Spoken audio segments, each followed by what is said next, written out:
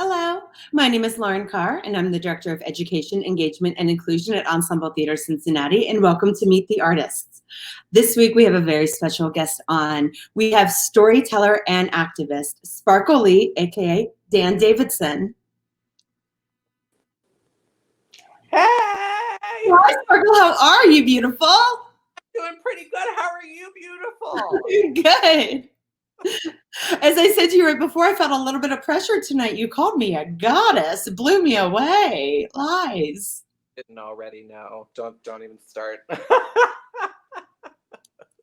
Oh my gosh, I'm so excited to speak with you, to see you. You always make my day when I'm able to see you, IRL, in real life. But like right now, I'm like, this is just amazing. I just did a wig change because I just came over from the Shakespeare Company, so I had to do a little drag change. Well, you were inspiring me because I was watching, so I was like, okay, gotta step it up a little bit. Awesome. So with Meet the Artist and kind of the mission behind this program. So Meet the Artist is something that we do during the regular theater season on the second and third Thursdays after the shows. And normally it's in conjunction with the productions that we're doing. But as we are doing, when the world has given us a pile of lemons, we have made a batch of cupcakes out of the pandemic. And we are able to bring on and talk to so many different types of artists. So thank you so much for joining us tonight. Thank you for doing that, and thank you for having me. I'm very excited to be here. So where we like to just get started, just so that everyone who's watching gets an idea, if you could just for us, your background. So where did you grow up, going to school? How did you get to the amazingness that you are today? Oh my goodness. Well, it was a very long and bumpy road, but I was Good Sam. I was actually born at Good Sam, just right by UC. And then I was raised kind of up in the Westchester area. Went to the Lakota School, Lakota School District. Lakota West was the high school I went to. And actually I absolutely give Kim Eldridge and Lakota West Theater full credit for falling into theater, because we went to a student matinee production of Art at Playhouse in the Park. And I had never been to that I could remember. I had never really been to a big professional theater like that. And I remember they don't just do sets like walls, the floor is not just black. I was just obsessed with whatever this was. So after high school, I ended up walking into the Playhouse and basically demanding to work on crew. I kind of fell into a stage management internship there, and that just kind of blossomed into working there for the year, falling in love with theater. Went to CCM. After CCM, I went to New York and LA is where we do the showcase, and just kind of decided to aim towards LA. Hated it. Met a lot of really amazing people, did some really cool things. But really just knew that theater wasn't something I could do on the side. I wanted to do it, and do it maybe even more dynamically, which maybe the production of Gypsy that happened at Playhouse in the Park. I think they won a Tony that year or something like that. I was a spot up for that show and fell in love with vaudeville and everything. So that was that production. Random side note, my brother was one of the kids. Yes, he was! And you have no idea how weird it was to meet him as an adult. I remember watching him at every single show, because he went to CCM eventually, right? He did. Yeah. Oh my gosh. So yeah, literally, I ended up after LA, long, big story that we might actually get to a little bit later. But I ended up in Seattle in the Pacific Northwest, and kind of performing at venues where Gypsy Rose Lee literally died a block over, and being able to be involved with the burlesque community and the drag community and the rock community and the theater community. Like Seattle, the Pacific Northwest is such a really eclectic and important artistic community. It's very, very cool. Yeah, it's interesting that you say that, because when you and I were talking before tonight, because luckily I get to do that, you said that you fell into drag. Yes. So what was that journey, which I know is long and sordid and... Oh, for sure. So what kind of brought me to Seattle was I was touring with this amazing children's theater called Missoula Children's Theater. They're the largest touring children's theater pre-pandemic in the US. I highly recommend everything that they do. They're really, really amazing. But with the program, we also got to tour internationally and do a bunch with that. But I ended up kind of landing in Seattle afterwards, because a lot of people from the company ended up kind of heading that way, or they went to Chicago or whatever they did. And I had this amazing conversation with this incredible queer artist who goes by Hatlow. And they were doing this incredible queer teen ensemble theater kind of collective thing. And it was basically a writing group for queer teens, and they were creating theater. They were creating, things out of their lived experience, either related to bullying or their experience at home, or, kind of whatever else it was. And my name, Sparkle, comes from one of the first pronoun conversations I had in this group. A lot of people, like a nickname, people just kind of called me Sparkles, just because I would wear like glitter on my eyes and whatever. And I started painting my nails, and I was like, I'm not going to question this. I'm just going to do it. It is what it is, But during the pronoun discussion, the kids were like, trying to explain that like they, them. And I was like, what grammar is hard enough? Like what? And they were kind of just like, maybe your pronoun Sparkles. That's your pronoun. That can be your pronoun. Great. That will help you get it. And I was like, okay, great. So a little bit after that, I ended up doing this really zany small production with a group of friends of mine who had this band. At the time, it was called The West. And we decided to do a really crazy gender-bent wackadoo version of A Christmas Carol, and do it as a gift to our friends, because we were all trapped in town together. And that was like the first iteration of Sparkle, because we kind of did it as this was a gift for people, but we also were performing in a way that we had never either had the opportunity to perform or, whatever it was. And I had just never had the opportunity to do drag. And this kind of really cool, amazing show, RuPaul's Drag Race, had just kind of come into its second season.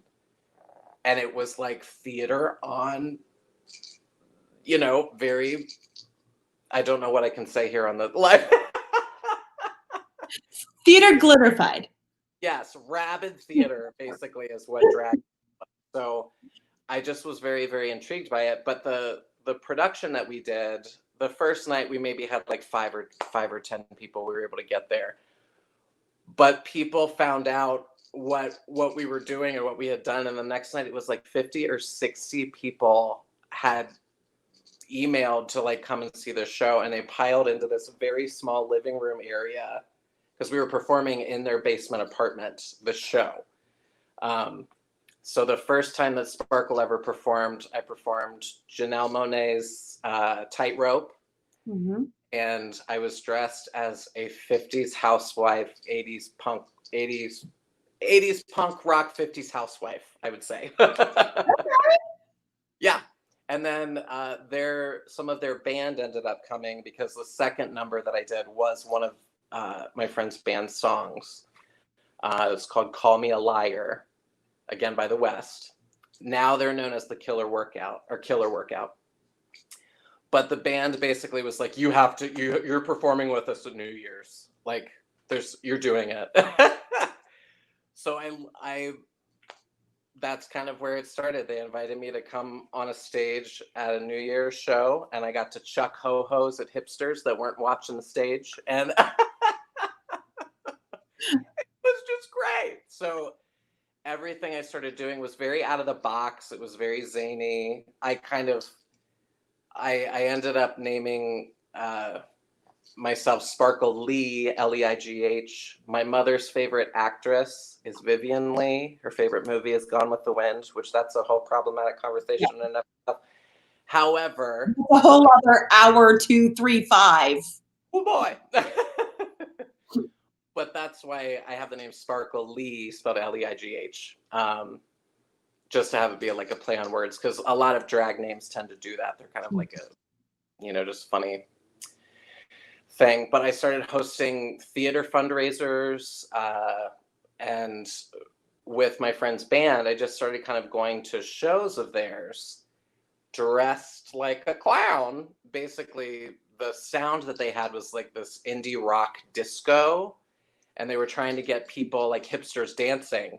So I figured if I show up like this, I'm already the most ridiculous thing in the room, and everyone feels safe to act a little kooky and dance and whatever.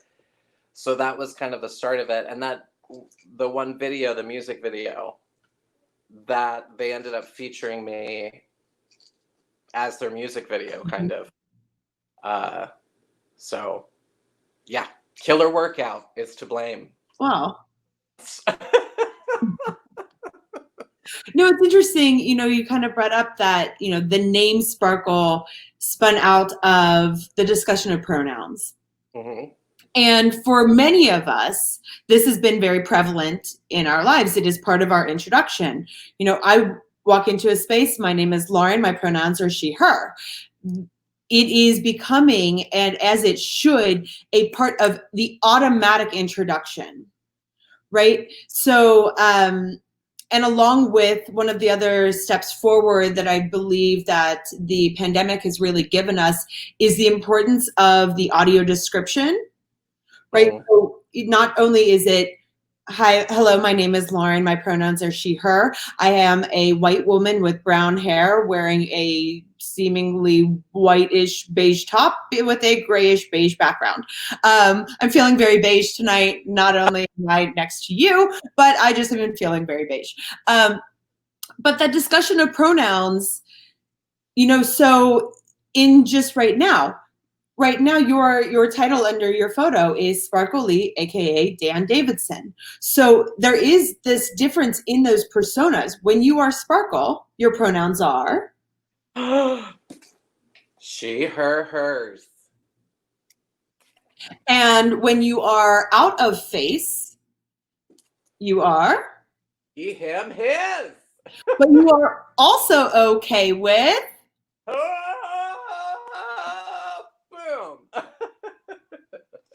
they, them, theirs. For sure. And it is so important. We are in this amazing time of self-identification and it coming more and more to the forefront that we are allowed. We've always been allowed, but the socialization of the granted the access to self-identify in so many ways, I think is just so beautiful and adding to, the full fabric of our society. Mm. Yes, definitely. And I mean, one of the things that I do with the StoryTime program that I do, we kind of talk about pronouns at the beginning, like right at the top. And it's kind of, a lot of people have kind of said like, well, do preschoolers understand grammar? And it's like, yeah, they do. Like, some of them might not, but like some of the smartest kids I've ever met have been 3 years old. Mm-hmm. And talking to me about like, they just, oh my gosh, talking to a 3-year-old that has just learned what a skeleton is and that there's blood in their bodies and they want to like know about anatomy and they want to know about things. Or the same little girl the next day, she was just like, she had just found out about planets and what stars were. And it's like, you're 3 years old, So I've worked in a lot of different educational environments, and that was kind of just something that really stuck with me. Is it's just like, I understand that there are conversations that are too complicated for kids to grasp, but there are also these kids that are super young that get it, man. And maybe a kid just needs to hear, oh, this is what a pronoun is. Cool. I don't get it, but let's read a book, like.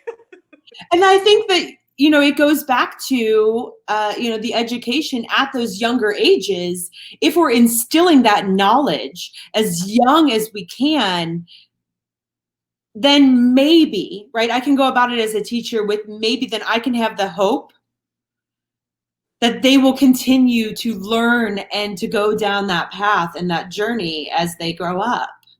And I feel like it's often, especially like the Storytime program that I do, it's painted as indoctrination. And it actually isn't that. It's actually anti-indoctrination. It's kind of just about knowledge and talking about things and like letting kids be exposed to things that are different and not actually demonizing things that are different, but embracing differences and just teaching them that it's okay to like be different, and also to talk to people that are different than you. That's what it comes down to, I think. So for everyone who is watching, my name is Lauren Carr. I'm the Director of Education, Engagement, and Inclusion at Ensemble Theater Cincinnati, and I have a very special guest with me this evening. I'm so excited. I have Sparkle Leigh with me tonight, storyteller, activist. Sparkle Leigh, Dan Davidson. So you've mentioned this. Oh my gosh, I love your mom so much. It's everything. And hi to Zach and to Jamie. Don't worry, I see you there. Jamie. Sparkle, if you would, so you've mentioned your story time with Sparkle, but can you tell us a little bit more about where that program got started and why it is that you do it? And I know the importance of it, but if you could just kind of expand on that for those who are watching. For sure. So kind of like as I was saying with the Missoula Children's Theater program that I worked with, the No Theater, I will give full credit as the very first educational theater experience I had. I took Calculus the Musical on their first technical national tour that was affiliated with theater. And I had never, like through the theater training that I had done, it was very like, you're focused on bigger markets, like don't necessarily focus on education, So I'd never done that before, but suddenly being on stage and just seeing, obviously the first with Calculus, it was like high school and college kids, but seeing things kind of go off for them and they're able to hear things differently because it's being presented in this wackadoo fun way. Just that whole concept really stayed with me. The program that I did with Missoula, they have a national and an international leg that you can do. And the tour partner that I was paired with, her name is Katie Veld. She's basically like my sister. At the time it was like an arranged marriage. Consensual. Oh, sure. Maybe not for either one of us, but sure. But we worked so well together because she was mainly an educator that kind of did theater, and I was a theater kid that was like falling into education a lot. So a couple of the puppets and the characters that I have in the program that I do are directly kind of rooted from several things, like activities that I would do with the kids. One of the first puppets, Kiwi, the magical baby bunny. This was just this character that I invented on the road, especially for smaller kids, to kind of understand you have to use big expressive bodies and big and loud voices. And then I invented this little character of this magical little lime green bunny that lived in exit signs, or would teleport to different exit signs in a lot of venues. They just tended to have green exit signs. Yeah. But they had to be big and loud so that Kiwi could see them and that Kiwi could hear them. Kiwi had been in an auto collision and was half blind and half deaf. Oh, wow. So within that as well, I invented this character of Mix Map, which is basically Kiwi's magical GPS on Kiwi's magical world tour that Kiwi does. But I did eventually actually get this little stuffed bunny, and I painted it lime green. I invented this whole thing that he had gotten in this little bin at Hot Topic or something. Like, you create funny little wackadoo stories. But the first time I ever actually, like, we usually would rehearse the show with the kids, because the program is built, you come into these communities, you hold an audition, and 20 kids could show up or 200 kids could show up. And this could be ages anywhere from kindergarten to like 12th grade. And then you have to do this audition that was usually like 2 hours long and cast usually around, ideally, 60 to 70 kids within the show. And then you rehearse it with them over the course of the week. Usually by Wednesday, we were already kind of starting to piece it together, like the last bits of music, so we could just spend time running the show. But if we had time to do kind of a fun run during the intermission break or like the lunch break or whatever it was, I would go and take this little stuffed animal and put it by an exit sign and just not say anything. So when the kids came on stage, especially the little ones, we call them peewees, we'd be in the middle of a show. Like we did Treasure Island one time and they were all playing seagulls. In the middle of the seagull number, this little kid just goes, "Kiwi!" Like, starts screaming, like, "What are you talking about?" And then like the older kids think this kid's having like, a schizophrenic episode or something, But then all of a sudden, like the kids would see this stuffed bunny or like this bunny out in the theater. And even the high schoolers, it was like this one moment of magic of just like, is this real? So just kind of that moment really is what's kind of also inspired a lot of the Storytime program. It's just very rooted in like imagination and ridiculousness and whimsy. And then the character that I have, Barry the Sad Sunflower, is a very popular character. Barry actually developed in one of the shows, we did this, it was like a live stage show. One of the first times we did like a full-scale production with Sparkle, and we did this funny web series called Sisterly Love, Leigh. I had a twin sister who was very conservative and Republican. And we would do this like late night radio show with our friend Butch Alice, who was a hyper-masculine Alice in Wonderland, like this big gay bear of a man who dressed like a bearded Alice in Wonderland. And just the characters that would pop out of us just walking into a venue. It was just like, go. And instantly we were in an improv exercise or something. But Barry came out of one of the first shows that we did.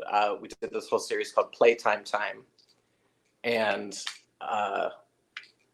I, as Sparkle, the gag was the person that was supposed to voice this puppet wasn't able to come. So I had to run on stage as Sparkle and voice this puppet with my butt sticking out. And I did this really funny wackadoo voice, and people just loved this character, and it just became this running gag. So that's kind of a lot of the characters I've just kind of pulled out of different, moments of theatrical things I've done, I guess. Well, and I love how, Sparkle may have originally started, as an impulse, a response, it was going on, but the way that you've evolved through into true education, the books with the coloring sheets, just the way that you are able to express this knowledge to families and allies of acceptance. Yeah. And I mean, in Seattle, when I first started doing the Storytime program, I was invited to the Greenwood Branch Library in Seattle. It's just a neighborhood that's a little bit north of Seattle, by this incredible artist. His name is Jared Mills. His performer name or drag persona is Old Witch. And he was a librarian, and he really wanted to do this kind of like drag queen story time. And there were programs that were kind of developing in Seattle and the Pacific Northwest, in San Francisco. And there's like a company now based in Brooklyn, basically called Drag Queen Story Hour. But when I started doing the program, or was asked to do it, I had never necessarily really done drag with kids before. The whole gag was my character is a cartoon trapped in reality, the love child of Roger and Jessica Rabbit, everything else. But like, it tended to be like a little, we kept it appropriate, but we were always writing that like inappropriate, like, I mean, we're doing shows in bars and stuff. So obviously we're going to be a little ridiculous, but to kind of actually just fully embrace and go as like, no, Sparkle has to live in a kid's show now. It's like, okay. So I asked Jared, can I do this show? I was literally teaching at a creative arts preschool at the time. I said, can I do this as a mermaid? So that way I don't even have to talk about drag. I just tell the kids, hi, my name is Sparkle Leigh, and I woke up this morning and I'm not sure if I'm a real mermaid or a fake mermaid. I need your help to figure it out. Let's read a book. And like, and would just like launch into reading. And then it kind of gave, especially for kids that are LGBTQ. I know growing up, I was obsessed with mermaids. Like The Little Mermaid came out, I think when I was in first grade. I was Ariel. Like that was my everything, was to like learn about these magical creatures I had no idea that are real and live in the ocean.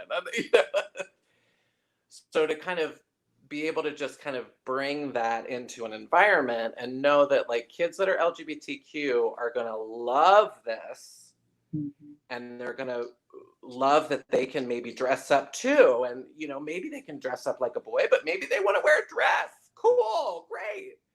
Because especially like working at the preschool, it was like, I think initially they wanted me to talk a little bit about drag, but I was like, these are like 3 to 5 year olds. It's like they don't even understand the concept of gender yet. They want to be a boy, they want to be a girl, and then they want to be like a beaver or a dragon all within 5 minutes, you know. To just kind of approach the program from being a mermaid.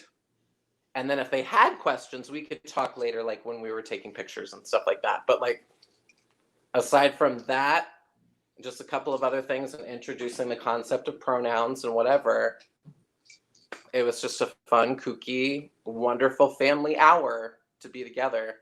And I do this whole part of the program now.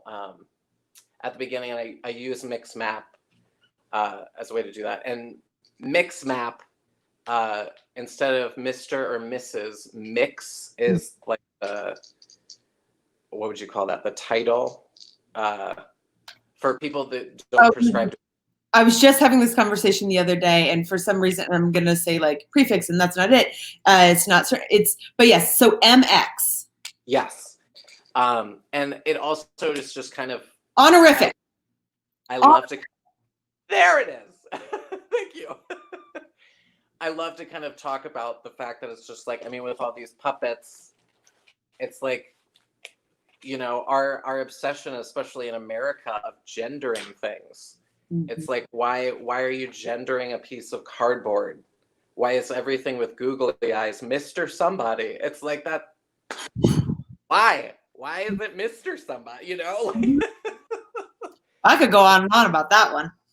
Yeah, all of the characters, like Mixed Carrot uses they them, and like whenever I kind of introduce the characters, we always just really quick like, this is Mixed Carrot. This is Mixed Carrot's pronouns. Cool, great. Let's read a book. You know, like we just move on. So, but it's a great way to kind of introduce that concept, especially now, because the whole concept of gender and, you know, obviously as you get older, like sexuality, we're starting to have some really dynamic conversations across the board.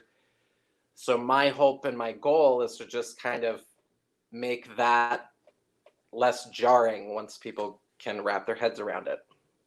So we do have a question from a dear friend of mine and yours, Darnell Pierre Benjamin. He said, Sparkle, what excites you most about performing in drag? Oh my gosh. No pressure.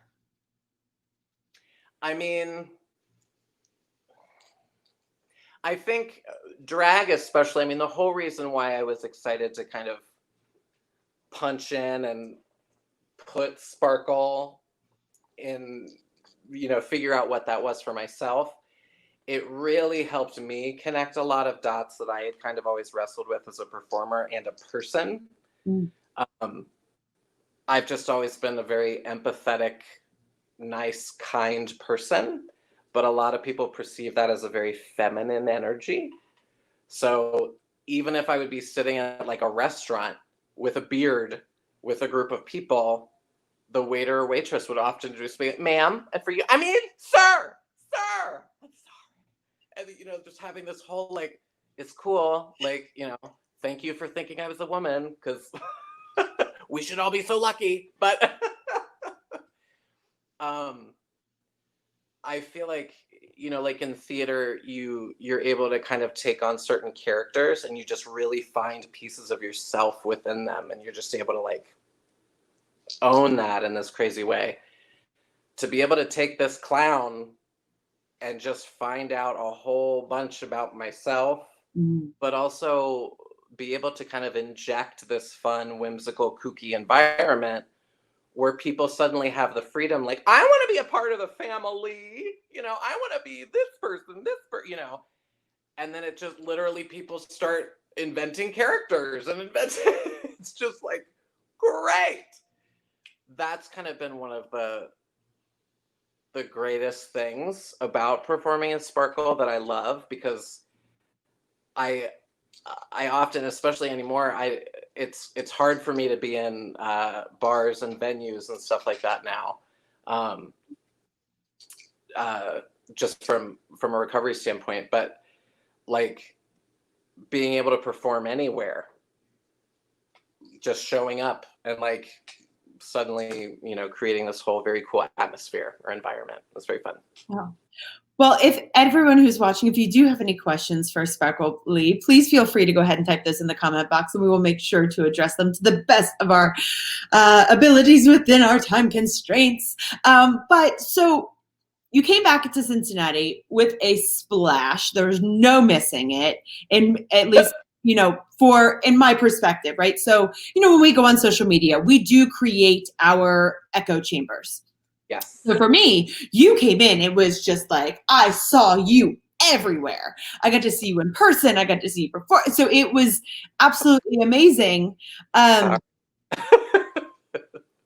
truly, you know, it just really, you've got this beautiful soul that emanates in whatever face that you are in, that you really, I remember, you know, officially meeting you. I remember meeting you online and you didn't know it. That's not weird. It's totally okay. But that's a whole other crazy thing too, because it's like, I mean, drag performers, theater people have that whole thing anyway, where it's like everybody just kind of knows you or whatever. But especially in drag, it's crazy for me to meet people as Sparkle, because then when I meet them later as Dan and I start talking to them, like, yeah, we had this whole conversation. Oh, you don't realize I'm this person. Okay, great, cool. So that's been this whole funny like mental juggling that I've had to do. Well, on a very, very different level, for some reason, people have no idea who I am without my glasses on. So I can relate on a very minuscule level. Like, but so you've made such an important impact in Cincinnati's scene in so many ways, theatrical, LGBTQIA plus. But you were recently featured in Cincinnati Magazine. There she is. Oh, sorry. Yeah, the best thing about this picture, that you know, flowy party curtain thing, that was supposed to be the backdrop at the Glisten Second Chance dance, because I was going to be the photographer for that event, and I was on a Zoom call with the GSTA at King's High School, because I also do volunteer work with Glisten, and we were talking with the teens. The facilitator Jill and I were, and while we were on that call is when like school is officially canceled or whatever for the pandemic, and they were like, oh, like, you know, some of them were like ching, but they were the ones that I had put up a bunch of puppets and stuff like that, and I had put up that party curtain, and they were basically like, you should turn that into fashion or whatever, you know. So that was kind of why I was excited to bring that for that shoot. Because that GSTA, I talked about this over at the Shakespeare Company as well, but that GSTA is where, or that school, King's High School, is where Leila Alcorn went to school. And it's just amazing to see how much it's flourishing. It's very, very cool. Well, and that growth is possible. Yes. Out of something so tragic and in losing her, that they were able to, you know, as I so ineloquently, as I'm going to make up another word, said before, you know, you get a pile of lemonades and you're able to present a beautiful batch of cupcakes. Pile of lemons. I can't even say the made up thing I said right. But got it. We got it. So, you know, you've got this beautiful photo shoot and you've got this beautiful gown, but you are not only a storyteller, you're an advocate as well. Mm-hmm. So can you talk a little bit about the transformation of that beautiful gold dress into something as absolutely stunning? Yes. So the Cincinnati magazine, I was so honored to come in and do a photo shoot. I didn't realize it was going to end up being like a big spread thing or whatever. But the cover of that magazine is actually Gingerless Snaps and Alexander Cameron, who are two fantastic local queer artists. If you do not know these people, please check out everything. Ginger is going to love that we use this photo. But Alexander is a drag king, which you don't see a lot of that. And Alexander is a fantastic drag king. Potentially second only to Caesar Hart, who is my all-time favorite drag king in the Pacific Northwest. And Ginger is an incredible burlesque artist. And they're both just fantastic. But they were featured on the cover of the magazine. But I think once everything had to kind of start going online, I think with algorithms and people being very up in arms about an interracial lesbian couple being on the front of a thing, online they kind of immediately pivoted to, instead of this gorgeous, beautiful interracial lesbian couple, the most Caucasian clown at the carnival. And I appreciated being featured, but I was like, really? Like, so it was like Friday evening. I ended up being on the phone. My boss, who is a pastor at this amazing progressive Presbyterian church, Mount Auburn Presbyterian Church, who they do amazing work in the community and help support a lot of different organizations. But she was walking her beautiful, gorgeous puppy Valkyrie is her name, home, and she was literally caught in one of the peaceful protests that they started bombing tear gas, and it literally was right in front of your guys' venue. It was right in front of UTC, and she went live, and I was watching, like, it looked like a scene out of Cloverfield. It was just absolutely ridiculous. And you know, my kind of feelings about that switch that happened, and mixed with that, I literally just went up to this dress. I put it on a dress form and I started like spatter painting it and graffitiing it with Black Lives Matter all in the front of it. And I here at the steps, like, I heard a lot of people who love to kind of not talk about the protests and everything else, kind of pivoting, talking about these beautiful steps in Eden Park and everything else. And it was like, yeah, great. They're beautiful. They're wonderful. This was the first time I'd ever seen them. But this is what's important, you know?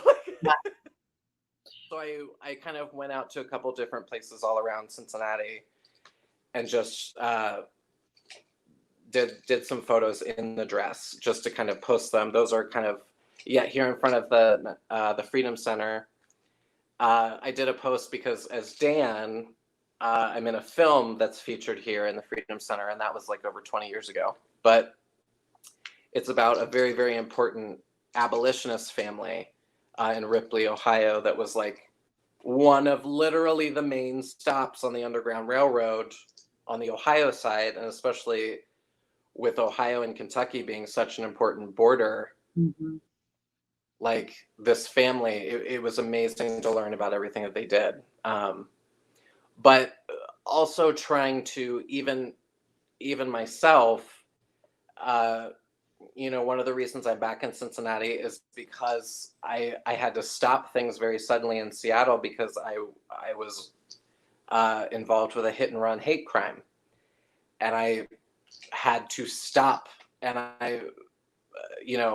things are a little bit harder for me now. I'm still a little glitchy. I'm still trying to do things and whatever, but it's like, again, it's complicated to be in a club with loud music and all the lights and all, I just can't do all the things that I used to do. So this is kind of also a way for me to kind of figure out, well, how am I melding being an artist and an advocate? Or how am I able to show that it's like, maybe a lot of drag queens that just love to post selfies all the time. Cool, post a selfie, but have it be rooted in educating people somehow. Because maybe, there's an 11 or 12-year-old who follows everything you do because of your makeup, but then they'll learn something about the frickin' Underground Railroad, Right.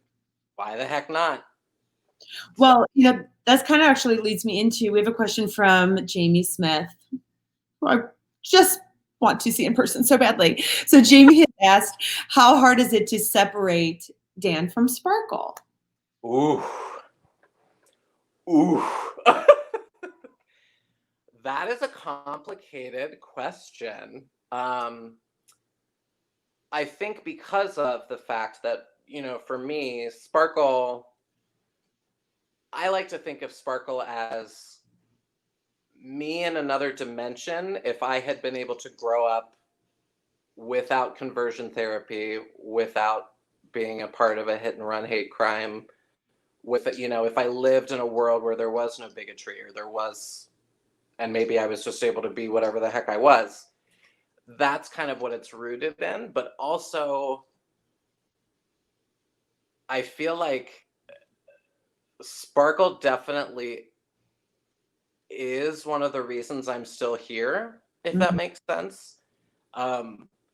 It's very crazy going through things that are traumatic, but I literally, the hit and run that I was involved with, they targeted me because my makeup was still on. I didn't have a beard and I didn't have a costume on, but I still had a face. And it was exhausting the night after the club, and I just wanted to get home and was going to take my makeup off later. And they basically, my friend and I were walking across a crosswalk. They stopped for us, and then they saw my face, and it became the smear the queer thing. So they targeted me and tried to kill me because of this. I think it was like in that moment, Sparkle definitely, I mean, I don't want to say we like just jam-packed it and became, the same person by any stretch, but like, I almost consider makeup as like war paint now. Or just like, my very existence evidently is political. My very existence is threatening to people. And especially if I'm in drag, that is just like this whole other crazy thing for people. But yet it's also this amazing and important thing that brings a lot of hope and light and love. And that's all I've ever hoped to do with that.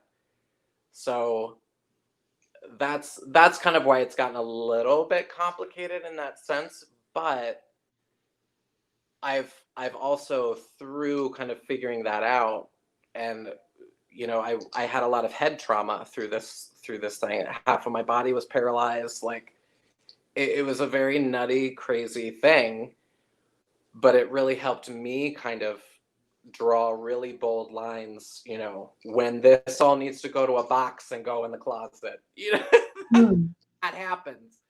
So it kind of was helpful for me to draw those lines, but at the same point, maybe I've been trying to be better on Facebook about ranting and whatnot, but I feel her kind of like come up like, the Dark Phoenix or something like that, especially into regards of like,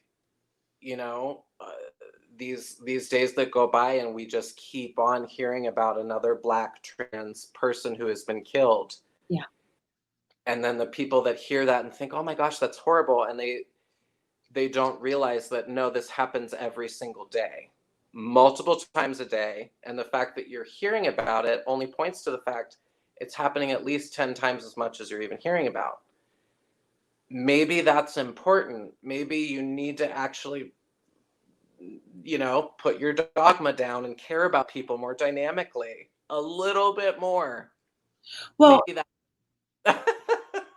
no, but, and exactly what you're saying, though, which, leads me into, we started tonight at 6:30. We normally start this at 7. We started tonight at 6:30 for everyone who is watching, because Cincinnati Black Pride begins tonight at 7:30. And it is very important that we remember 2 things. Black Lives Matter, period. And that what were the roots of the Pride celebration that everyone, may just see as, oh, there's a parade. Oh, everyone is in bright colors. Everyone is able to be out and about when in truth, not everyone is actually out or about or is celebrating, because the roots of where Pride began in Stonewall were with 2 self-proclaimed drag queens. Yes. Marsha P. Johnson and Sylvia Rivera.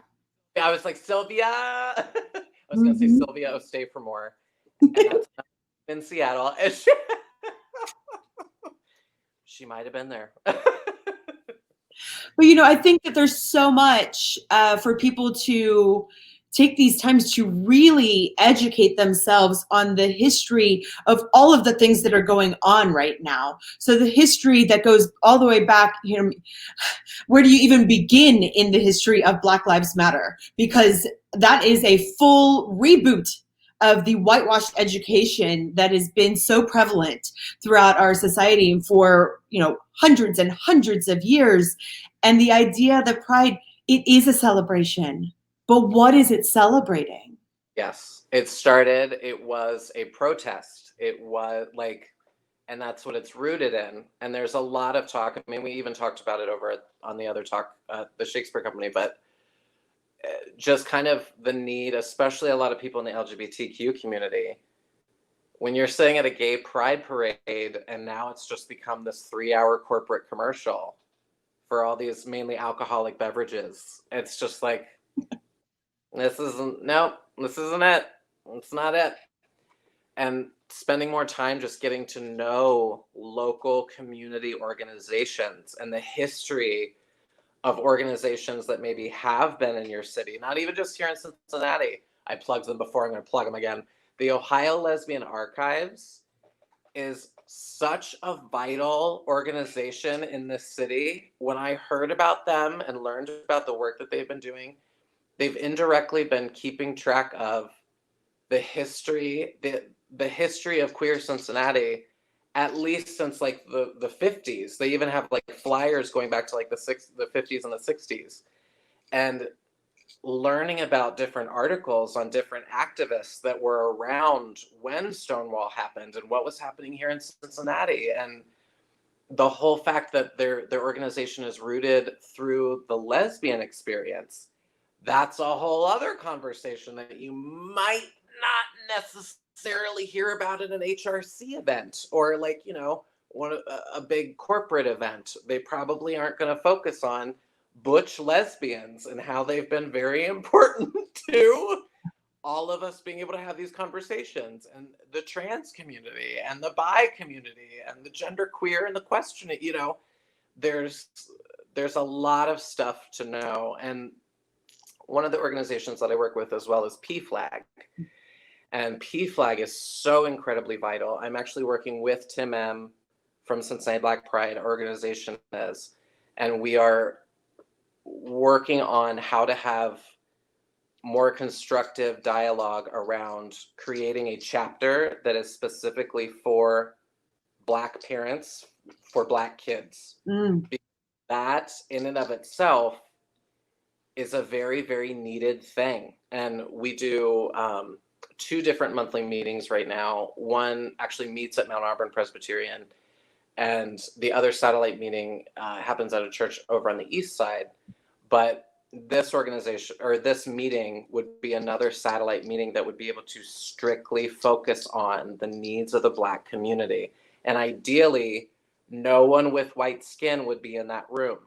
So that way, it doesn't have to be this added complicated layer of someone who is a person of color walking into a predominantly white environment and instantly having to be the token Black person or the token Indigenous person or whatever it is, you know.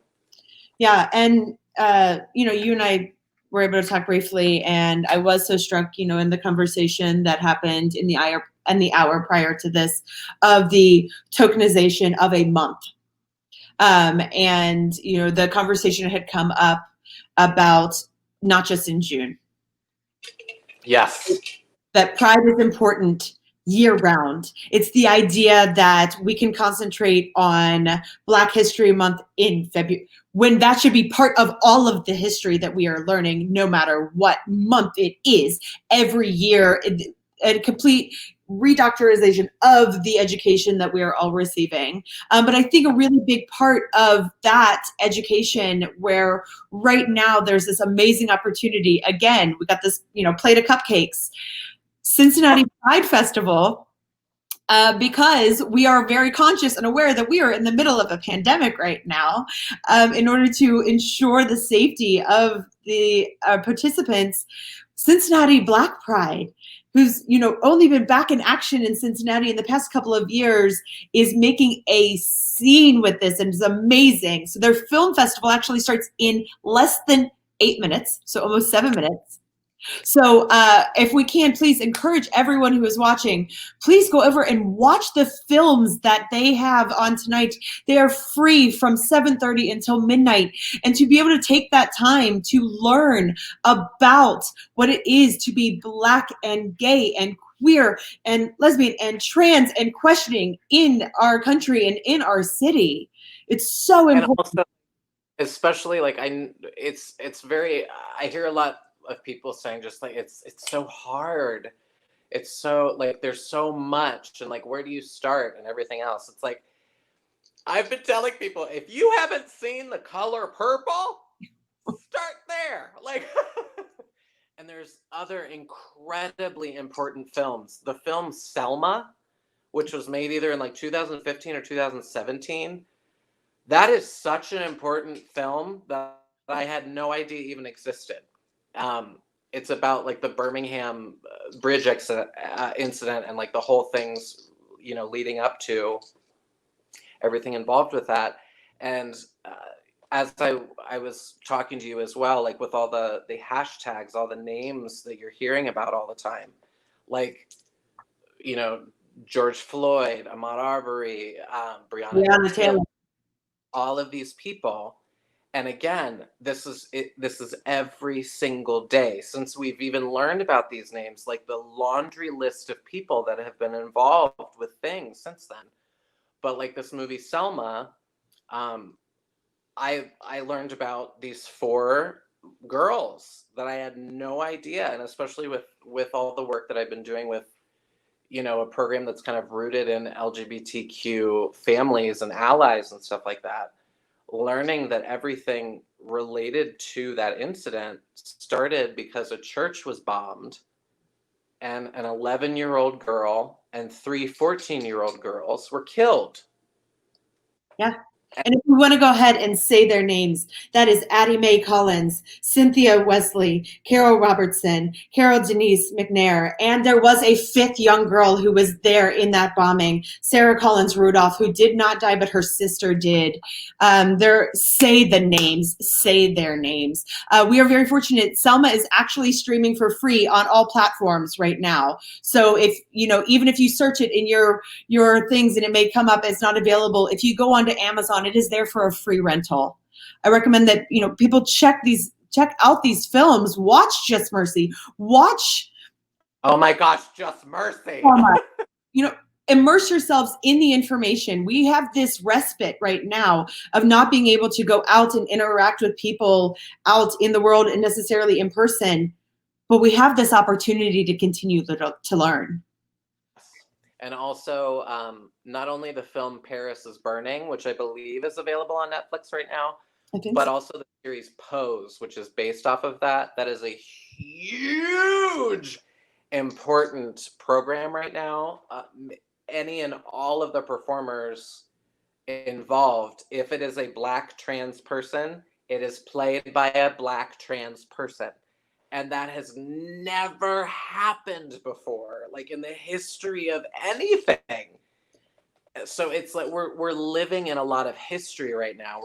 And I understand that it can be overwhelming for people, but like, find out how you can educate yourself dynamically. Just start doing it, and know it's going to be hard, and know you're going to be challenged. Mm-hmm. But if you haven't been doing it, then you need to catch up. Yeah, and I said it last week with Isaiah Reeves. As myself as a theater artist, theater is there to comfort the disturbed and disturb the comfortable. If the conversation makes you uncomfortable, dig a little deeper and maybe listen a little bit more. I want to keep talking with you because, gosh, I could talk to you forever, but I want people to get over to Cincinnati Black Pride, and I've got to tune in because I reserved my tickets. So thank you so much, Sparkle, for joining us. For those of you whose questions we did not get to, I'm so sorry. They will be in the question box and we can address them at a later time. Thank you so much for watching. Please follow the Sparkle Leigh on Instagram. Please check out Storytime with Sparkle on YouTube.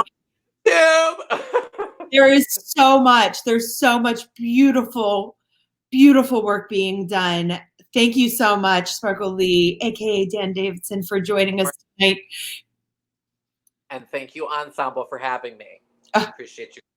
Absolutely, our pleasure. Thank you, everyone, so much. Please head over to CincinnatiBlackPride.com. It is very important. Now's the time. All weekend long. All weekend long. And I'd like to just end this with, once again, Black Lives Matter. Thank you all so much. Good night. Mwah.